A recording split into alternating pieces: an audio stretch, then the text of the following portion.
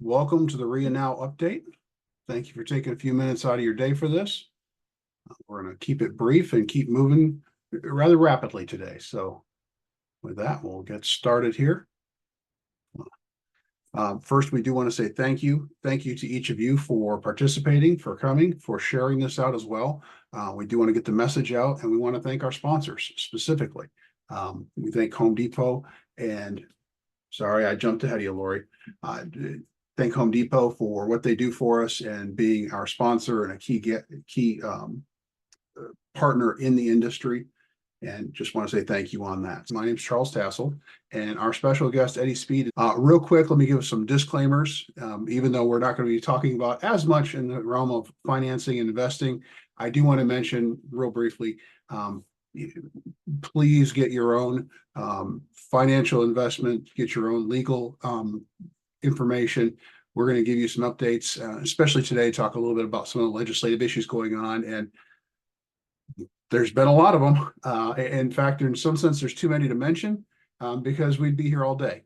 So I'll start with that and just say disclaimers, make sure that you are applying this information to yourself, but make sure you're using your own financial and legal advice.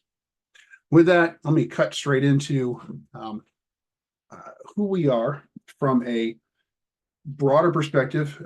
And Lori, I think we're going to have to update this, saying 35 years.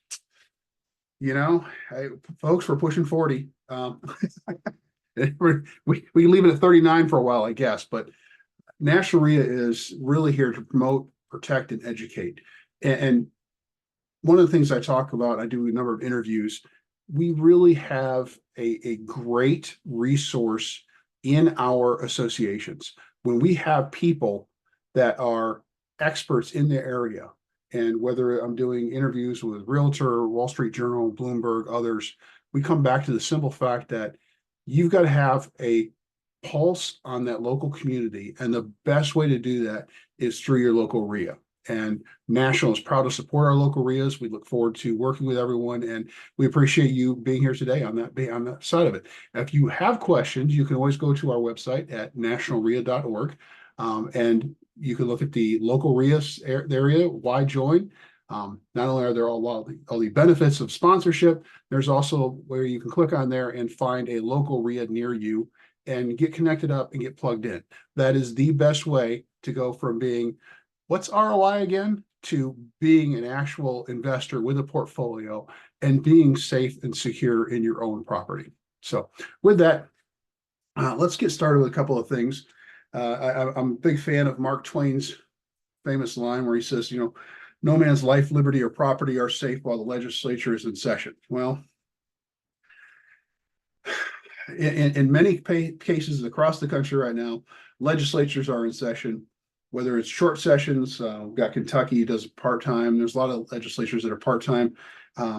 If they're part-time, folks, don't let them go full-time because all they got to do is they just keep trying to legislate. So with that in mind, let me mention a couple of things. And I'm really going to kind of focus on the two facets to look out for. We're starting to see some traction on this. And I call this kind of the purple effect. So whenever there's a shift at the federal level, you're going to see a response from the alternate side. And I'm not saying this is a Republican thing or a Democrat thing. I'm saying this is a political thing in that whichever side is in, the other side at the local level will then respond with their own efforts. So what you're going to see is so in this case, we have President Trump and the Republican Party and leadership at the House, in the Senate, and then across in the White House as well. Because of that, you're going to see in the state houses that are Republican, kind of a consistency, and they'll try to figure out how to work with it. But where you have blue states in what we call now a red country, I'm not saying it's a red country overall, don't get upset with me. What I'm trying to say is if the Republicans are in charge, where the Democrats are in charge at the state level, there's going to be a pushback. And I think California has kind of taken the most front of this in that they literally held a special session of how do we stop Trump? And then they started to deal with fires, but that's a different issue. But what I'm saying is, if you are in either a blue state or you're in a blue city inside of a red state, please make sure you're paying attention to what their issues are. They are going to be speaking out saying, these issues are going, these are problems. We've got issues going on. How do we address them? We're going to have to do this locally if the feds are going to come against us. And what I'm telling you is, now is the time to make sure you are engaged. This is not a, pitchforks and torches kind of thing. This is a make sure you are engaged, your relationships are being built, and you're staying in touch with folks. Whether it's the mayors, council members, aldermen, trustees, reach out to them and touch base with them. You're going to have on one side, there's a Democrat pushback saying, we had for 4 years, we had the White House Renters Bill of Rights. And now they have that manuscript and they're at their local level saying, well, how do we pass this? And what does it look like to pass this? So you're going to see more of those efforts coming forward. And we're hearing chatter of that across the country. The other side to it is, you're also going to have red states and red communities saying, all right, we got to go after things. We got to go after, if somebody's holding up and has an illegal immigrant in their property, we need to come after them. Okay, well, hold on. Did the property owner know it? Did what information did they have to do from a fair housing perspective? That's what I'm saying. Both sides in both of those areas, make sure you're plugged in, but especially in blue cities, in red states, and then blue states overall. That's the nature of the business. It's the nature of the political beast. And I just encourage you to make sure that those relationships are developed and you continue to develop them. I just was meeting with a couple of Democrat congressmen, Democrat council members, mayors in those same situations saying, hey, let's make sure we're having communication lines open, continuing to have those conversations, because at the end of the day, we really need to pass good policy. And good policy creates good politics. So we want to make sure we're involved in good policy. One of the things I'll mention, everybody's aware of the illegal immigrant push, the focus from the feds. And that is one where I think that is going to continue at the federal level. You may have task forces at a local level. I would encourage your participation to get involved. And no matter where you're at on the spectrum of the issue, make sure you're involved. We were also given 2 ears and 1 mouth, so make sure you're listening twice as much as you're trying to speak in those kind of engagements as well, but make sure you're plugged in on it. The other one, and this is something the reason we're talking to some of the congressional offices, is there's going to be a return to the 2017 Trump, I just lost the term of it, Tax Cut and Jobs Act, or Jobs Act and tax cuts, depending on who says it and how they say it. But that the TCJA is going to come forward again, in part because there were, depending on the accountant you listen to, or CPA, 20, 30 different key pieces, whether it's a carried interest issue that's already being discussed, to SALT, which is your local taxes, how much you can deduct at the federal level. That will probably go up from the 10,000 limit now. Nobody's quite sure how high it will go, but there's going to be a number of considerations. And what I want to make sure you understand is, when you're hearing these conversations on the legislative process, especially when they're dealing with the budget and what's going to actually happen with the Tax Cuts and Jobs Act, 2 things to keep in mind. One is, typically they're laying out numbers over a 10-year period. And second, they're doing that on what's called a static budget. Now, most of us like to take a spreadsheet, right? And we'll put the spreadsheet out there, and it's nice to go, okay, look, I'm going to have increases of 3%, 3%, 3% across the board. Here's what it's going to do. We might have some 2% years, might have some 5% years. Well, when the budgets are put together for OMB, they will say, okay, we're taking in X amount of dollars.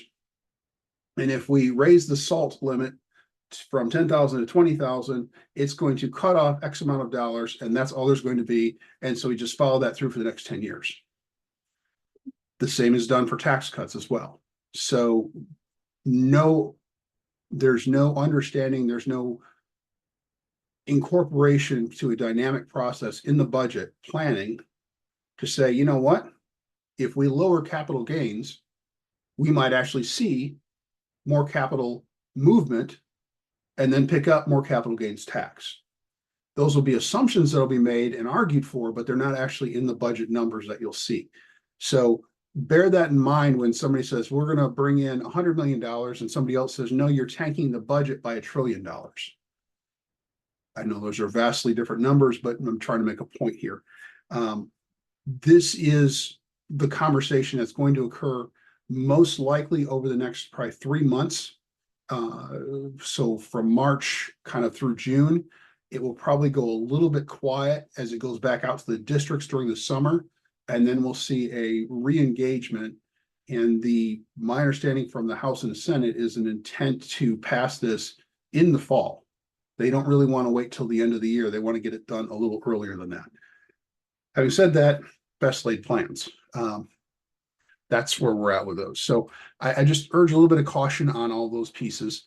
One thing I will mention also, with the Chevron deference case, Loper Bright issue passing last June, we did see a number of regulations at the end of the Biden administration that did not move forward. One of which was a single regulation on affirmatively furthering fair housing, which was I think it was 180-page document, was one regulation. I was just like, this is, how can you classify this as one regulation when you're talking literally a stack of paper this thick as one regulation? And they were far reaching in that document. That was actually withdrawn near the end. And part of the reason they did that is they did not want it to go forward, be sued in the next administration. The next administration only partially defend it, and then it gets struck down, in which case then it could not be brought back up unless there were legislative efforts done. So that was the exiting administration taking a strategic effort to say, yeah, I think we're going to pause on a couple of these things. But that argument, that process is part of what we are looking at. We are having conversations and partnering with several other housing groups at the national level to put together a plan, and we are working on some of these. So I will mention this to the attorneys. You're going to be seeing an article coming out, and to folks that are involved, if you start seeing or hearing of somebody who has been sued for whether it's a fair housing issue, which we all love because you're guilty until you're proven innocent, just how it is in fair housing cases typically. Those situations, we want to know the fact patterns of them and start bringing those to our attention. If there's a situation where somebody is sued for not participating in Section 8, please let us know the fact pattern of that as the case comes up. The sooner you can get that to us, the better. There are national nonprofits that are on board looking to move forward on the lawsuit side of that and help us move some of those cases, not only just to court, but to appeals court and all the way to the Supreme Court to get these patterns changed and removed. And part of that, just so you're aware, when Chevron deference was struck down last year, if something had already been decided, stare decisis, right? If it's already been decided, it stays as it presently is. So what we're looking for is to go in and challenge some of these previous fact patterns that have been in place since the early 80s and start fighting and turning some of those back over. So that is something I want to encourage. If you have lawsuits, especially if they have a federal aspect to them, please let us know. Reach out to your leaders at your local REIAs and get them to my attention. I would greatly appreciate it.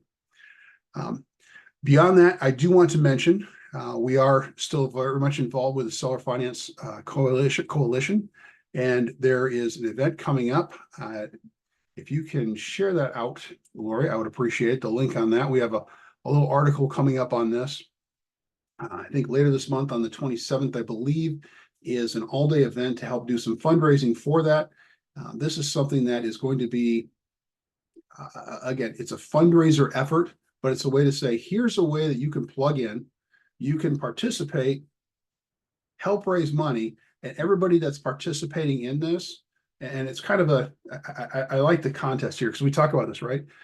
Do you want appreciation? Do you want cash flow? What's the best way to get cash flow? How do you build your portfolio? All of these kind of things. This is a way to kind of have one person after another, experts in their different various areas. So here's why this area is one of the best to do it. Here's some tricks of the trade. Here's some things to consider. You might not have known this before. Here's how you can become a better investor, and really kind of maybe open your senses up to some of the different ways of investing.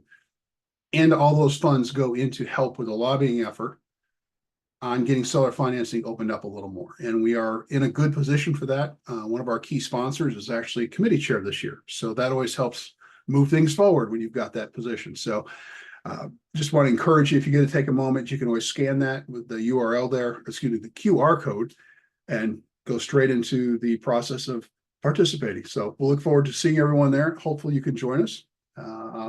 Those are the main ones. Let me mention one other thing to you real quick. CO detectors. Please pay attention to your local housing authority if you do any Section 8 rental, or if you have any project-based Section 8. The CO detector laws, and we've got some references already out there. Make sure you look in the, we'll have an article in a REIA journal, but we've got some out there already in our REI Sense. And we're talking about the fact that there is, HUD has moved forward with requiring the CO detectors to be installed. So make sure that if you've got those, HUD properties, your local housing authority, you take Section 8, you take a voucher, that you are participating, make sure you have the CO detectors in place in March. So just bear that in mind. With that, those are the main things, and we're going to jump right in with Eddie Speed and Joe Varnadore. In some sense, I feel like I don't need to introduce from a background. I keep wanting to say Note Expo rather than Note School, and all, but there is so much, and I can tell you, I have been honored to travel with both of these guys. I've been able to share the stage with them, and it is an honor and privilege to welcome both Eddie and Joe here to talk to us about notes. There are almost nobody in the country. There's nobody in the country that's got this kind of depth of knowledge, and I can say that having been at CFPB talking and bringing in Eddie, saying, Eddie, here's some things we got. And he updated CFPB on what was needed and what had to be done. So those are the kinds of things when it comes to skills and backgrounds. And you talk about resources out there, Eddie and Joe are it. And with that, I'm very glad to invite both of you guys here. Awesome. Eddie. Wonderful to be here. We are glad to be here. Glad to see old friends. Yeah. And we will say hi to new friends as well. Joe, for those of you that may remember, Joe has spoke at literally hundreds and hundreds of REIAs, and we're excited.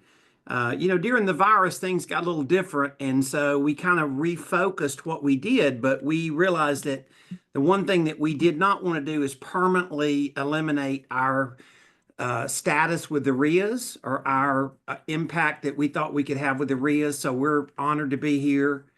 And I think what we're going to talk about today really is very relevant to the market. So, Charles, my slide kind of says it all, right? It's the inflation battle, right? And inflation has caused a lot of things, and a lot of people may not really have done a stress test, on their rentals. And so we're going to challenge that today and just say it's a consideration.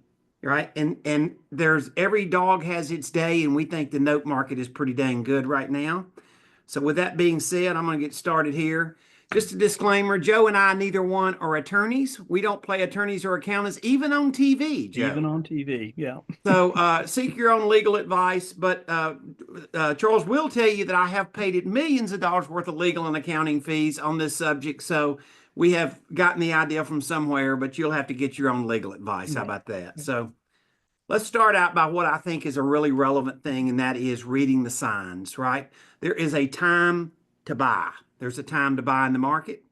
There's a time to hold up in the market.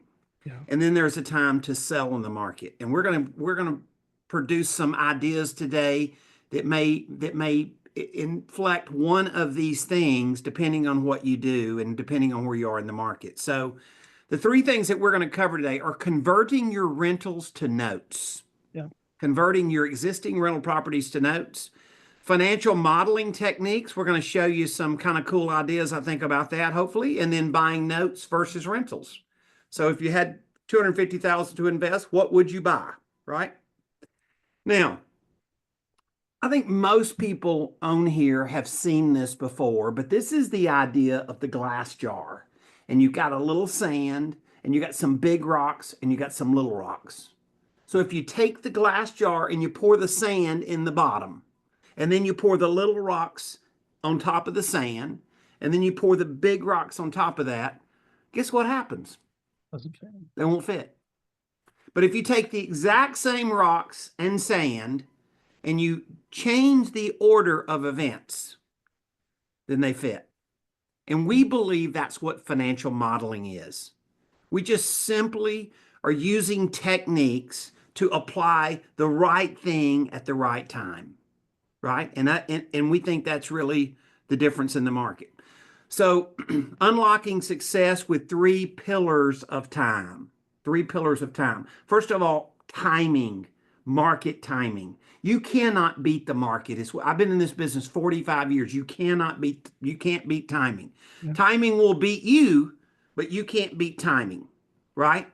Secondly is your time. And what we find for most people is, and most of your members, is they want their time back, right? Nobody's looking to say, I'm looking to invest a lot of time and work into something new, right? People are trying to figure out a way to do it. And so we at NoteSchool have figured out a way to use other people's time to make it more time efficient for our students. You know, we have bought 50,000 seller finance notes, right? We have a machine. I'm working on at least $20 million in loan portfolios right now. I got $20 million worth of loans that I'm working on at the moment. So we have a seat at the table, and we've created that, and we can then help our students find loans and do deals in ways that we didn't make time to go do, back a few years ago. So we've looked at ourselves and said, how can we make ourselves better? And really, when we find something, what it takes to be successful at really anything in life, we have found that it takes knowledge. You got to love the idea, and it takes time to do it. And what we found is there's a minimum standard of those three, and you can't fall below those standards. You've at least got to hit the standard on that. And so the three areas that people generally tell us that they're struggling with notes is they don't know enough and they don't have time to do it. And so we have found out that NoteSchool can be a great gap builder in those areas. And that's the three most important areas that we want to focus on. So Joe, let's talk about the perfect storm in the market. So Eddie and I, we've really been talking about and really teaching this for well over 2 years. And that's really what this is a note cycle. And we've been talking about that. And so really it is 2025 is kind of the year that, it's really hitting, and coming in, and we really see it as being just kind of a bonus year and years going forward for everyone really that's a landlord. And hey, Tom Dagney, it was good to see you on here, man. It's been a little bit. Hope to see you soon. Notes are also called loans or first mortgages, right? It's always been just kind of that thing. It's just you got a mortgage on your house, right? And so seller financing just simply means that the property owner, the owner of the property, sells the property, and instead of the borrower, the buyer going to a bank, the seller financier, the seller of the property just basically says, "Hey, I'll finance it for you." And they're doing it. They're working with a good buyer that's qualified to buy it, and all of that. And so the buyer then has a first mortgage and has a first mortgage or note, just as if they were the bank. So really, what we're talking about here this afternoon is teaching you really how to go from being the landlord to really being the bank. And people just love that graphic of thinking about, like, I am the bank. And it's just a whole lot better, we think, to be the bank than to be the landlord. So, yeah. All right. So, as we were talking about the rent cycle versus the note cycle, I'm going to show you several slides here from experts that we follow and that follow us around the country. And it's kind of funny because John Burns is he is, there's a joke about somebody being an expert, right? But John is truly an expert, right? His company is John Burns Research and Consulting, and he's a big deal. And Eddie and I always joke, we do Note School TV every week, and we'd love to have you guys join us on that. And we joke about it and says, John, he must have been watching Note School TV when he came up with this, because basically he's been saying what we've been saying, and homeownership is now $1,000 more expensive than renting. And if you look at that chart, there was a period of time from like 2009 to like 2000, I think it's 16 there, that when it wasn't, right? It was cheaper to rent than it was to own a home. But now, as you can see, we're up there, and John's chart there basically says it's about $1,200 more per month. That's why we say $1,000 per month more expensive than renting. So how does that calculate? How does that go into and really put money into someone's pocket, right? So if the average rent is $2,000 and we've got our rental income there, and then we look at what our mortgage loan is going to be. And on the average, it's going to be, well, the payment, the principal and interest, PITI payment is going to be about $3,000 a month, but we don't get to keep that part of that is not that's taxes and insurance. So actually the payment's about is about $2,500 a month. So we'll jump into that. All right, let's talk about how it looks to convert your rentals over to notes, and why that's going to be a thing for you guys. So, and Joe, let me insert something here. Sure. Most people, when they see John Burns saying that people's mortgage payment, the tenant's mortgage payment, if they own the same house, would be $1,000 more than they paid for that house if they rented it, right? Most people see that as, well, how does that relate to the landlord? But when we saw this, what we said was, well, today it's more profitable to be a lender than a landlord because he's getting the money, right? And that's what kind of led us to that idea. And so, Joe, and Eddie, we're not talking about selling to our tenant, right? Because one of the biggest things is that the tenant generally doesn't have a down payment. So we're selling it to an owner occupant that's buying a home for what the house costs in that marketplace. So I want to make that clear on that. Yeah, that's right. So here's the comparison of seller financing versus rental. And we'll start over with the rent side. Yep. Here's your $2,000 a month rent. And then what we know, the studies that we've performed on these things is that basically it's saying that it's about $1,000 a month is what your expenses are going to be. So what does that leave you? It leaves you $1,000 a month, or 50% of what you're taking in. But if we look on the seller finance side and we look at what that looks like, our net income being our principal and interest, taxes and insurance being $3,000. So our net income is $2,500. And we're looking at $2,500 a month coming in versus $1,000 coming in. So literally, it's in black. Well, actually, it's in green and light green and dark green there, but it's actually $1,500 additional income per month just by taking your rentals on one side, on the right side, and going to the left side and going, wow, I could be the bank, which means I collect a check every month and I don't have the hassles and everything that goes along with being a landlord. So John Burns actually wrote this article in 2023, but we weren't seeing people really react to it in 2023 to some degree, but not a great degree. Yes. Then here comes along Bigger Pockets, Joe.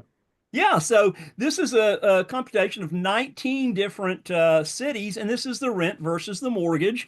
And you can look at the different cities and you can see that, well, over the United States, it's a little bit more on rent, but we'll get there in just a second. But as we go down and look at the different cities as to what that is, this is really where the rubber meets the road. So this we took in and we went in and said, okay, Eddie, let's click on the there's the rent, but let's click on specifically Dallas. Our office is located in South Lake, Texas. So if we look, so the average house is going to rent for about $1,764 a month. Now, let me say this. Remember what it is when it comes to paying taxes. It's not what you make, it's what you keep.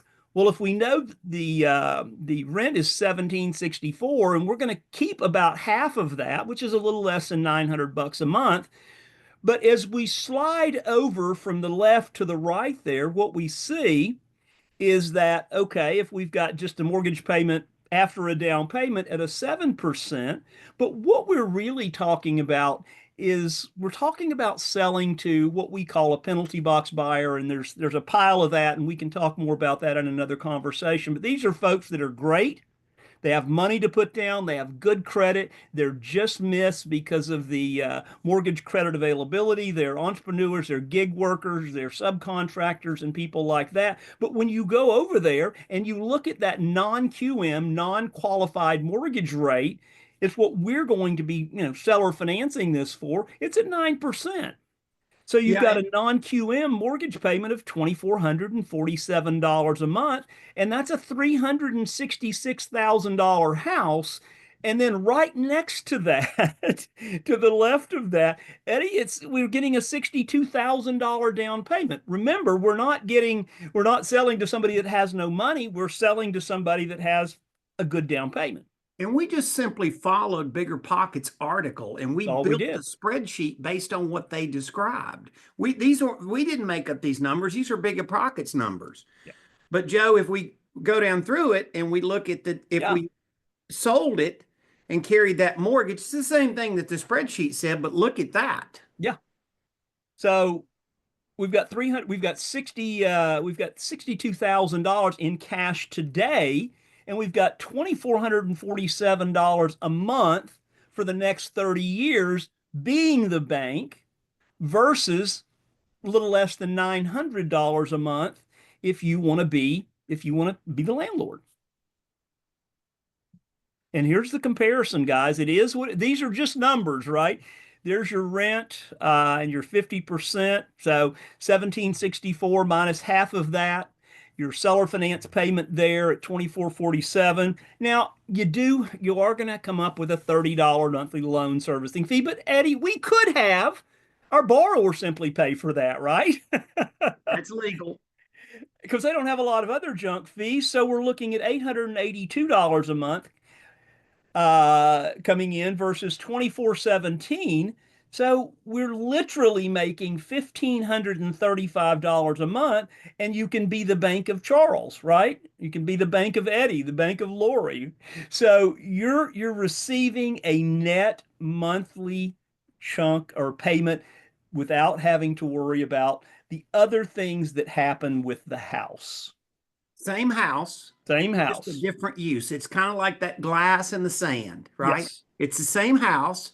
You're just applying a different application. Joe, let me say one technical industry fact, and Yes. that is 40% of loan originations today are non-QM loans. That's right. 40% of the entire loan origination industry. So we're not talking about something weird.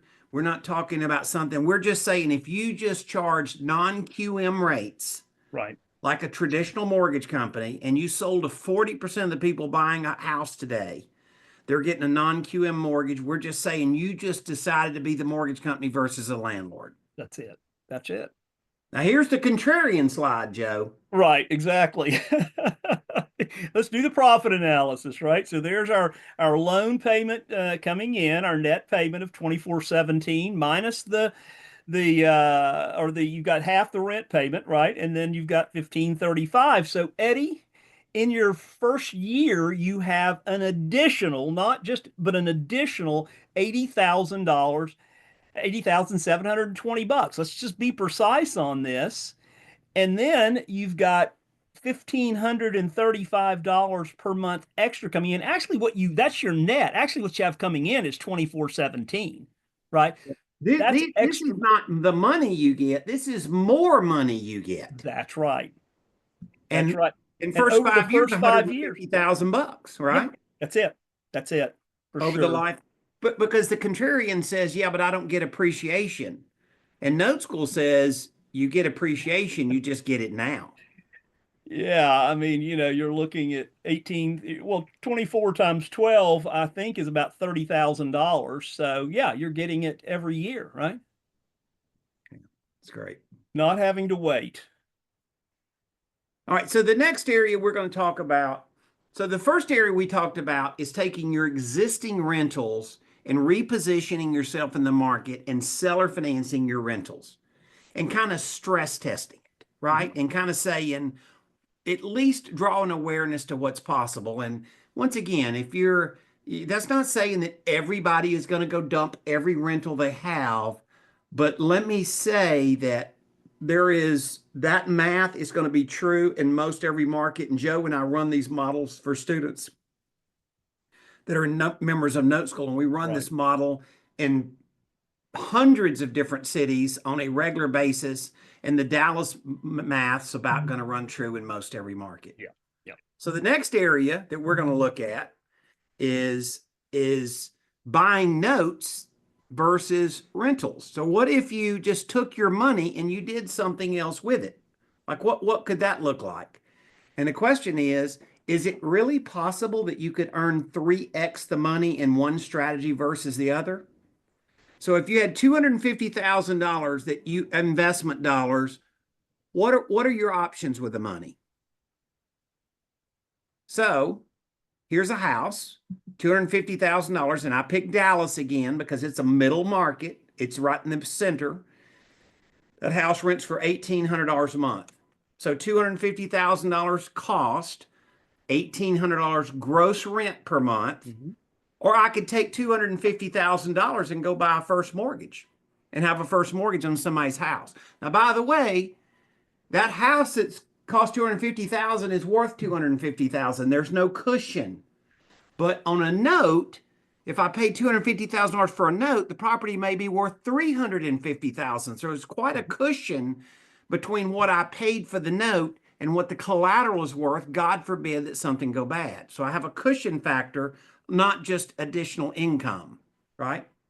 So why do people like notes, right? Well, what do they think? Well, this is what people tell us, right? First of all, apparently, Joe, rental properties have stress related to them, right? Yeah, I agree. I tell people you can own 55 rentals or 1,000 notes for the same workload. Yeah. Right? And rentals, the problem with people today and why that this problem has grown is not because the math has changed so much in the last 2 years, but more people have now realized the market has settled in. It's not going to change the way maybe they hoped it would. Right. And so now people are telling us the things that they don't like it the most is that they don't get income. They're not getting the income that they thought they would get. And there's not, if you buy a brand new house today, there's not a cushion. If you buy a rent house and pay $250, it's worth $250, right? But notes, we're going to say less stress. I think a lot less stress, and then a lot more cash flow, and you have a better cushion because, as we said, when we buy this note for $250, the collateral, God forbid something happen, the collateral is worth far more than what we paid for the note, right? So let's do an income analysis, right? $250,000. You're going to get gross rent, and the gold standard today is 50% of your expenses go out the door, of your income goes out the door in expenses. So you're going to net $900. Last year, if you were a Note School member and you had $250,000 to deploy, your average income, we took all of the notes and we averaged it, was $2,700. So you get $2,700 in income for notes, and we put a servicing fee on there, right? And you're going to net $2,668. So there's pretty good comparison right there between the rental side and the note side. And this is going to 100% it's always going to be a 2x. It's always going to be a 2x, but we're seeing now more commonly it growing to about a 3x. So here's a litmus test for your property. Take your current rental property, right? Just say for conversation purposes that its fair market value is $200,000. Okay?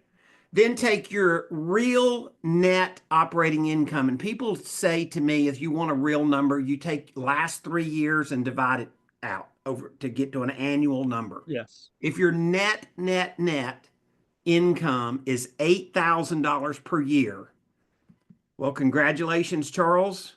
You're earning a 4 cap. Yeah. You're earning 4%. And by the way, this is the number that people quote us over and over and over. People's current rental portfolio is ranging between a 3.5 and a 4.5 cap rate. Yeah. It's just math. Just math. And so if you look at this math that we just ran, it's a 3x number. Yeah. We've entered a note cycle, right? And the reason is because inflation. You did not do anything wrong. Your members of your group did not do anything wrong. Their cheese got moved, and this is just market conditions. So, what's new with us?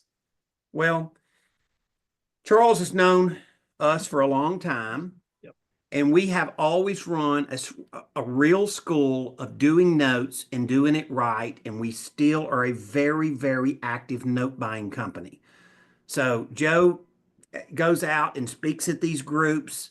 I split my time between kind of coaching behind the scenes and running a note buying operation, right? So we still are very active note buyers today. And what our student says, Eddie, we need training, but we need your help. We need your back office. We need your ability to find notes, your ability to evaluate notes. We need your ability to go underwrite. We need your confidence and your competence. And so that's what we sort of woke up and realized a couple of years ago is we had to add something so that our students could be more successful. And so we started helping them with the things behind the scenes to not just run the math, but to go actually execute and do the business. And what we found out was they were really saying, Eddie, we want our most precious thing in life back, and that's our time, right? So one of the things that we've always really focused on is legacy, right? How do you take the note business and build legacy? So that's my little tribe right there. And that pretty lady in the middle with the black dress on, that is Martha. And we've been married for 42 years. Mm-hmm. And Martha and I decided a long time ago that we could really bring legacy to our family, right? And so the way that we brought legacy to our family is using some financial modeling techniques. So this is a real deal that we bought the note on. And so the note was $160,000. Now the collateral was worth $220,000. So that's that cushion factor we're talking about. The buyer had equity above what we paid for the note. Now we didn't pay $160,000 for the note. The balance of the note was $160,000, and we bought the note at a discount. You see, the interest rate on the note is 6%. And so we said we don't want to earn a 6% return. So when Martha bought this note in our retirement account, she only paid $105,000. So she paid $105,000, but the borrower owes $160,000 plus interest. That's why we call it the discount note buying business, right? And so Martha buys this note, and Joe, she's going to get some pretty good money back over time, right? That's it. That's a 3x there too, huh? All right. Now, Joe, talk to them a little bit, though, about financial modeling. Well, as we look at this and as we go through this process and we start modeling, there's many things that we can do with this, right? We can buy the note and we can hold on to the note. We can buy the note and invest 105,000 and we can get 271 payments of 1,081 a month. Yep. So we can do that, or we could sell a piece of that note, right? So there's 271 payments remaining. But Martha says, hey, I can sell 143 or a piece or a partial of those payments. And if I do that, I can sell it to a passive private investor for $104,900. Now, how much did we say that Martha paid for this loan? She paid 105. So literally, she has $100,000 invested in a note on a house that's worth $220,000. So she's gotten every dime of her money back minus $100. So our partial investor writes the check for 1049. They're getting a 7% rate of return, which is what we're seeing in the industry today. It could be six, it could be 6.5, 7, 7.5, but where the average is about 7%. So they're getting a 7% return. And what we see, Eddie, is when somebody decides to invest or buy a piece of a note, is they're looking and saying, if I invest $104,900, I'm going to get $1,081 back for the next 143 months, which is just a month under 12 years, right? But here's the thing. Once this partial investor has received their 143 payments, the 144th payment comes back to Martha, and she then gets the remaining 128 payments remaining on that. And by the way, how much does she have invested in those 128 payments? She's got $100. So, as to quote an Eddieism, if that doesn't light your fire, your wood's wet, folks.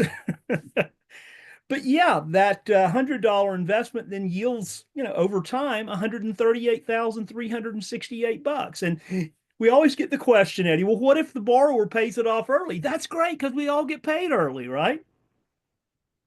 Yeah, this is a great strategy for obviously self-directed retirement accounts or any kind of tax advantage Yeah. accounts. So Martha's done this for our retirement. She's done it for our kids' retirements. And now she takes our grandkids and does like Coverdale educational accounts, and you can do the same thing. So this shows you how you can take a much smaller amount of money. But people say, well, how could I buy a mortgage for $100?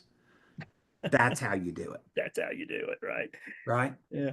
We call that the $100 model, by the way. And our students are doing this every day as well, our Note School members. Yeah.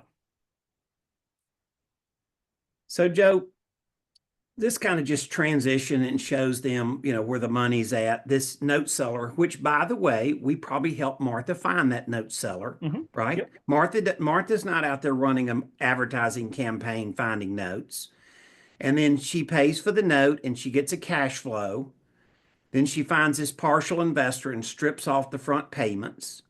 And then once again, you look at it and she has $100 invested in the backside of the note. Now, let me say this. Yeah. I don't want to get into a debate today with John Heyer, Jeff Watson, or anybody about how much money it takes. $100 would be a very extreme model. And this is actually what Martha did on that deal. So we're not making up anything that didn't happen. This is absolutely what happened. But normally we would say more like $1,000 is more of a reasonable investment. But this was the actual case study on this deal. So we're not saying to go stack up and do 20 of these, in one account in a year, but you get the idea. You could be fairly extreme in how you stretch the money, right? For sure. So, Charles, I think this is a truth. In the boxing match that started, I think today notes are winning. I could say, Eddie, I couldn't agree more. I'm going to go back to something you'd mentioned, 50% as a gold standard. I can tell you right now, from what I'm hearing across the country, there's a lot of properties that are nowhere near that gold standard. Yeah. So I'll just put that out there and go back to where you're at with the notes here. Well, let me say this. As you know, Charles, I am in Collective Genius, I'm in Billionaire Boardroom, and I'm in Investor Fuel. I'm in the top 3 real estate masterminds out there that probably have 90% of the top 500 house buyers. And this is exactly when I go to those masterminds, and I'll be at boardroom at the end of this week. I teach this exact concept at the masterminds. No different. There's no different slides, but I'm simply taking people that are the best of the best at buying properties and managing rental portfolios, and they are jumping out of the boat, going to seller financing at, I would say, really what is an alarming rate. Yeah. And Joe and I've been, Charles, you know this, Joe and I've been beating this pot for 2 years. It's not like we just started saying this, Yeah, that's for but sure. there's an ear listening right now that was not listening a year and a half ago. Right. Well, and we And all know that the reason that folks really jumped into the rental business is because they thought it was passive, and they realized after a while that as we say, they weren't broke, they were just heartbroken by what they were getting. And you're right, Charles. It's a lot less than that, but we want to be fair, right? well, you know, Joe, when you're out there and you're talking to these REIAs, right? And you're Right. going around the country doing it, we're always going to be respectful and never saying rentals are crazy. We're just saying the market's kind of crazy with math, Mhm. right? And it wasn't that rentals are always bad. Joe and we've all had rentals. My father-in-law got me in this business 45 years ago. He had a rental portfolio. That's how he got started. And so, listen, it's just weird times have produced a very unique situation. And for those reasons, I think that, um, you know, I would say this, we're in a real estate uh, related, connected business, right? Mhm. Real estate, we all like real estate. We like what it does for us. And sometimes there's different things that were the case. And, we all remember when real estate was on sale in 2012, Charles, and you could just buy stuff that would cash flow all day long. And it had all this. And so there's just every dog has its day as far as its market and when it's time to do it. So clearly that's the case. Um, Charles, we want to answer questions. You Well, guys can see this. If you guys want to schedule something with Joe to schedule him being able to speak with your group, then obviously we'll leave that up there. And Charles, Yeah, I'd love to have a longer conversation with you and go through the process there. But yeah, and I know many of you, and I've spoken, as Eddie said, several hundreds of groups he and I both have over the years, and we love it. I love getting out there and meeting you guys and bringing you into the fold there. So yeah, just hit that, just scan that and that QR code there, and that'll go directly to my calendar. And we'll certainly look forward to having some conversations with you. But I know we've got some great questions, Charles. So let's jump into those. what we do. So let's take a couple of these here real quick. A couple other ones I've got, but we'll jump into the ones that are posted. Joe, I think you answered this one already in some sense. If we've seen mortgages, but let's face it, right now people are sitting on the golden handcuffs because they're not moving because they got a low interest rate for 60-80% of the population that have mortgages right now. By the way, that's going down very quickly. I pulled some info on that, and it's gone down from about 80 down to about 68% as people realize that rates really aren't crazy high. They're That's just correct. normal now. They weren't normal before because over the last 50 years, the average mortgage interest rate on a 30-year fixed rate mortgage has been 7.75%. And guess what? We're there and below it. So it's a good time. I think we're starting to see a more, kind of you said, contentment, if I can use that word, in the market. So you're starting to see more properties come back on. Right. And the likelihood is, people held onto their cars longer. People are holding onto their real estate longer. So they're not moving as much. But the reality is people do move. And so in the event that somebody moves and we go, okay, in the case you used with the case study, what happens if 8 years in, 10 years in, 15 years in, somebody decides to move? What happens? They refinance, something happens. the average life of a seller finance note runs about 8 years from the time we buy the note, and we bought 50,000 of them, so we have pretty good data. By the time we buy the note, the average life of that note paying off early is 8 years. So people fret about carrying a 30-year mortgage. It's not really going to pay for 30 years, right? But and so the partial and all that stuff, in a deeper level of training, we show people examples. It paid off early and you get a lump sum of money, and how much is that? And so that is a common occurrence. And yes, we do know how to calculate that, and we train that well. And yeah, the odds are it really will pay off early and you'll get good money. In fact, the case study that you saw, Martha did, that loan actually paid off early. Right. And I like your comment. That means we get paid earlier, because if you're getting paid up front, not waiting for the appreciation, Yeah. I'm all about that money I am. turning over, and turning over rapidly in some sense, 3, 5, 10 years. Great. Now I can put it back in and make more money off of it. And Charles, if it pays off early, then it raises our rate of return up as well, doesn't it? Exactly. Exactly. So with that in mind, and this is, I'm going to give you a softball into Note School. Where do you find these kind of notes? I got a note manufacturing machine. I mean, so I work the other side of the market. Joe's out there teaching people at REIAs how to buy notes, and I'm at Collective Genius, and I'm at Boardroom, and I'm in Investor Fuel, and I'm working with the top real estate investors, showing them a formula of how to make good notes. And so they make notes to the specifications that I help them develop, and then all of a sudden, then they want to sell me notes. We're well known in the space, and as I said, I'm not exaggerating. I'm literally got about 20 million in seller finance notes and portfolios that I'm working at the moment. Now that's a big number, and that's not always the case every month, but we do have that much working right at the moment. And the answer is we are well known by the top, call it 1,000 real estate investors out there, that we are seller finance buyers. We buy more portfolios of seller finance notes than any company by far. And so that's the thing, Charles, and that's how we figured out we could help people.